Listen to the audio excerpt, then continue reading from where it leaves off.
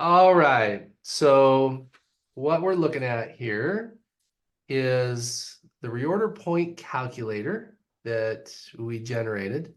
And in order to get this reorder point calculator on the spreadsheet, you have to first go to the report screen in Fishbowl, go to the Brando Consulting folder, and run the reorder point calculator right here. Okay, so this is just a free tool that we offer our customers to help them calculate reorder points. And this is not a report to look at. As a matter of fact, these tiny little dots, these right here, are actually a formula that only works if you save this in .csv. So the idea is to come here, go to modify report, and put in the date range that you would like to use to calculate the use rate. The use rate is just your average decrease per day, okay? And there's different ways you can calculate the average decrease per day. If we scroll down right here, we'll see that we included some options on ways to calculate the average decrease per day. Should we include just adjustments like cycle count adjustments? Should we include manufacturing consumption? Should we include sales shipments? Should we include transfers? Okay, so if you have more of a hub and spoke system, then you may want to include transfers. Okay, and then if you have a hub and spoke system, you should filter to only look at the location group that is applicable for the reorder points you want to set for that location group. And then also, it's nice if you have a big database and lots of parts, it's nice to put in this filter and say, just show me the A-class parts. I don't want to set reorder points for B-class parts and Z-class parts. I just want reorder points for A-class parts. So you can run that filter. Just make sure, of course, that you run the auto ABC calculator on the part screen to calculate your A-class parts. So that step should be done before you do this step, right? Forecast, this is just, I don't know, don't worry about forecast. But let's talk about how the calculator uses this multiplier. That's what this is really, is just a forecast multiplier. And if you want to set the multiplier standard for the entire spreadsheet, you can. So if you think your sales are going to drop by 20% across the board, then you make the multiplier 0.8. So that's what that is. The most important thing is to choose the date range you want to use to calculate your use rate. Today is October 24th. So if I use this date range, that would really screw it up because I haven't sold anything between October 24th and October 31st. So that's going to really screw it up. I think a good one to do is, last quarter is a pretty common, a good one to use, last quarter. Or you can stretch that out a little bit more. I mean, it's up to you. Decide what use rate you want to put in there. Do you remember what date range we used for the report I worked on? Do you remember? I don't remember. I think it was last quarter. I think it was. I think so too, but I It wasn't was sure last either. quarter. And yeah, we can, let's see, I think we can go to the report. I think we included the date range on the report. Yeah, there's the date range right there. Exactly what I wanted. Perfect. So yeah, so we do have date range there.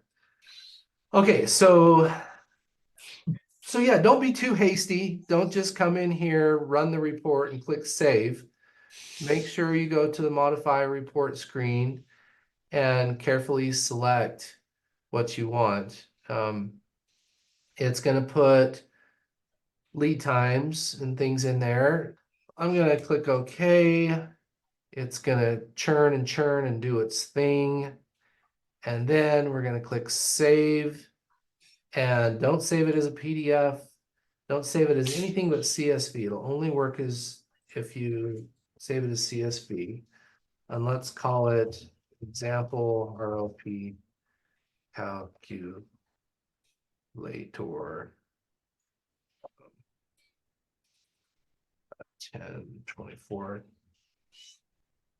There we go. Just save that. And actually, I don't remember where I saved that. Okay, we'll put it in the Brando Consulting folder. And we have to go find it. And this is what it looks like when it's freshly exported out of Fishbowl. It's nothing all that pretty to look at. You have to work your Excel spreadsheet magic and highlight this row number 5. This is the one that matters. Highlight that row. It's got the headers on it for import. Highlight that, turn filters on. Highlight, let's say this cell right here, 6D. Go to view, click freeze panes. So now we can scroll up and down. Okay. Then another thing I like to do is sort by use rate, sort largest to smallest on use rate. In this example, we're pretty new to using Fishbowl, so we don't have good data in there. We have to put our use rates in manually. Then, yeah, what I like to do is highlight these columns. These columns right here. And just highlight it to say, these are the columns that we should fill in, and this column here.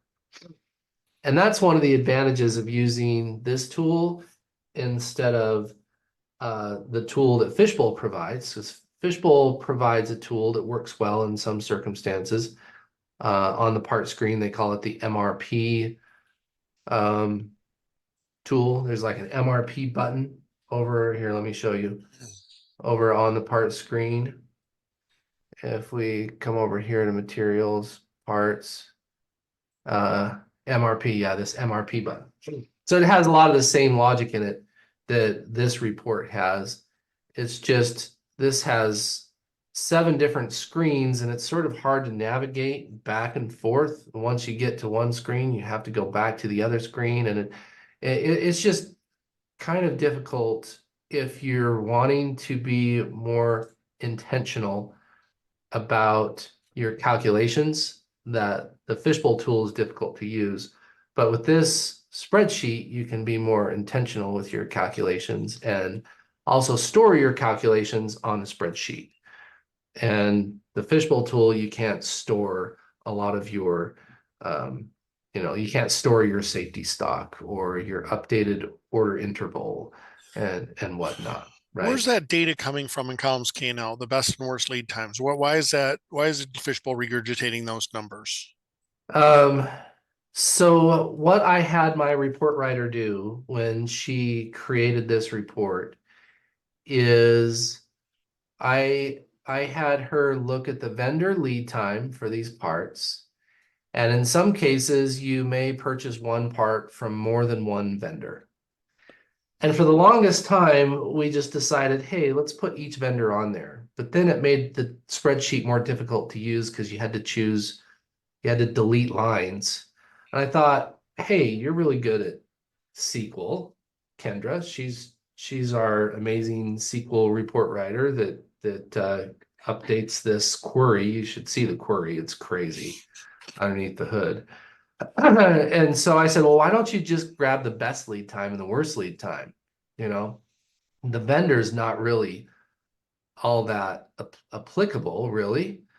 And I'm now thinking maybe we should take the vendor tab off of here. I don't know how applicable it is anymore, because really we're just looking at the lead time. And so you might, like, here's an example.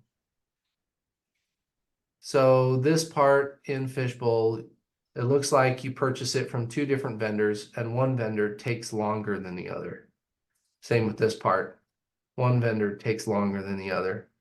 So that's how we sort of came up with the best lead time and the worst lead time, is if you have multiple vendors. We didn't actually go through the history of all of your purchasing to see, because one vendor could have a worse lead time and a best lead time in that one vendor's performance history. And we don't do that. Uh, I don't know if that's even worth trying to do. I mean, I guess we could, but uh, this calculator doesn't do that. My main concern is this. I shouldn't be worried that none of that data is accurate or means anything, correct? That's there? Yeah, it's just there to help you. And Okay, if you're just going to replace the best lead time and the worst lead time anyways, I then am. this is just a starting point, Gotcha. right? So, and this yellow highlight means these are the columns you can change. Definitely don't change these two columns. You'll render the whole thing pointless. Definitely don't change column reorder point, because that's the whole point of this spreadsheet. If you're just going to manually plunk in the reorder point, there's no point to the spreadsheet. Right. But the order up to level, I do understand there are some cases you might want to manually override the calculation based on your warehouse capacity. It may be telling you to buy more than you have the capacity for in your warehouse. And in that case, that might make sense to just manually key in what your max has to be. So notice though, I've had this highlighted and it's got a formula up here. I've got this highlighted and it's got a formula, right? So that's the whole point of this, is to take the use rate and put this formula in. Reorder point is use rate times open parentheses lead time, best lead time plus safety stock, close parentheses, times forecast multiplier. That's what your reorder point is. Your order up to level is your reorder point plus open parentheses, forecasted use rate multiplied by order interval, close parentheses. So that's the calculation under the hood, in case you're wondering. And then this calculator is designed to just create a reorder levels import. So in Fishbowl, if we go back here to Fishbowl, we go to File, Import, and type in levels, you'll see it has this reorder levels import. And the reorder level import requires these columns: part number, description, location group, reorder point, order up to level. You'll notice over here on this document, if we delete what it tells us delete, it says delete these rows, delete row, delete row, delete row. Notice it's deleting headers right here. That's part of the design. That's not by mistake, okay? We want those headers staggered so we can just easily delete them and import only the headers that we need. So we delete that, and look what we have left. We have part number, description, location, reorder point, order up to level. So now, minus the lack of work we've done to this spreadsheet, according to Fishbowl's rules, we can now import this. Now the spreadsheet that you've worked on, that you are ready to import, is this guy right here. You've put a lot of work into putting in safety stock and order interval, best lead time, worst lead time, forecasted multiplier, to come up with good reorder points that you feel good about and comfortable with. And so now we can I'm going to use this for the next 3 months. Can we change the forecast to 1.0, just one, since we're re-importing it anyway, and for all of them, just make everything one. 1.0, okay. Yep. I'm more comfortable in this. Yeah, for the time being, I'm more comfortable with that number. Okay. All right, sounds good. So now we can delete these rows and delete this first column. And now what's left is just the columns that are required by Fishbowl. And we're going to import it into the main location group. Is that okay? Yes. Setting these reorder points just for the main location group. So now let's save this reorder point calculator ready to import. I'll save it as reorder point calculator ready to import. Then go to Fishbowl and go to the top left-hand corner, File, Import. Type in Lev, that filters this down. That's kind of cool when you type things. Like if I type part, or if I type part, it'll narrow it down to everything with the word part in it.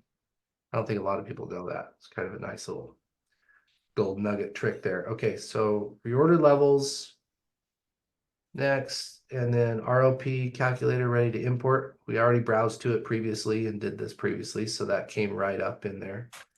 And now we can import that. We actually have exactly 100 parts. And now those reorder points are in there. And if we go to our report screen and click on reorder, we see we've got the reorder points report, and it shows us that our reorder points are now in there. And if we go to the purchasing screen, if it'll let me,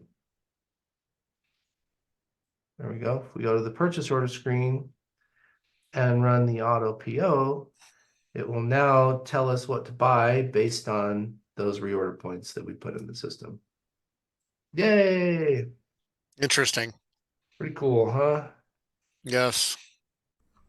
So that was a tool that we give to our customers that a good majority of our customers use. I hope you enjoyed this video. Comment below if you have any questions about our reorder point calculator. Remember, we're talking about the minimum or safety stock. Minimum and safety stock is the same. The reorder point or the trigger point when the software tells you to buy more. And then the maximum, or also known as order up to level in this case. Click like if you thought this was helpful, and be sure to hit that subscribe button to see more helpful videos like, let's say, forecasting. We have videos on forecasting sales demand with other tools that plug into Fishbowl inventory. If reorder points don't work for you, for instance, if you have more of a predictable sales cycle, reorder points will work great. But if your sales cycle is more seasonal or unpredictable, be sure to check out our videos on forecasting sales demand.